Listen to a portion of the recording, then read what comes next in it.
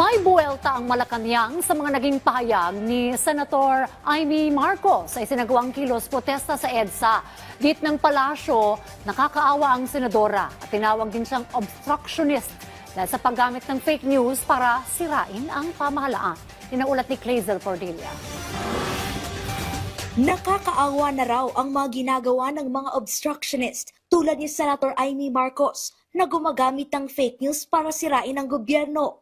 Sinabi yan ng Malacanang matapos ang maanghang na pahayag ng presidential sister sa ginawang protesta ng Iglesia ni Cristo sa EDSA kahapon. Kasuklam-suklam ang gobyernong manhid! Manhid! At walang pakialam sa hirap ng ating mga magsasaka at mangingisda. Ang paninira sa Pangulo at sa gobyernong ito. Nakakaawa.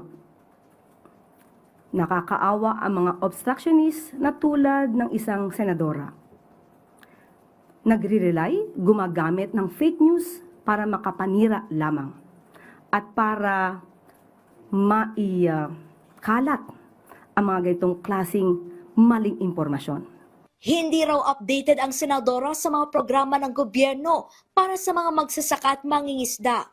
Hindi natin alam kung Senator Amy ay bulag, nagbubulag-bulagan para magamit siya sa paninira sa gobyernong ito.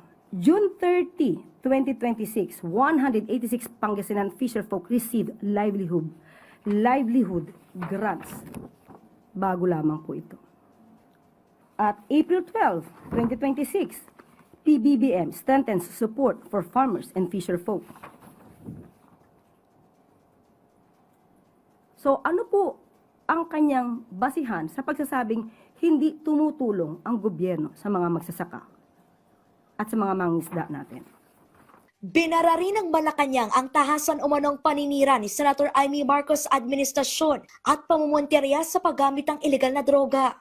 Napaka sigasig ni Senator Amy Marcos na manira sa gobyerno. Samantalang 2019 siya ay senadora na. Nalaman din naman niya na nang umamin ang dating Pangulong Duterte sa paggamit ng illegal na droga.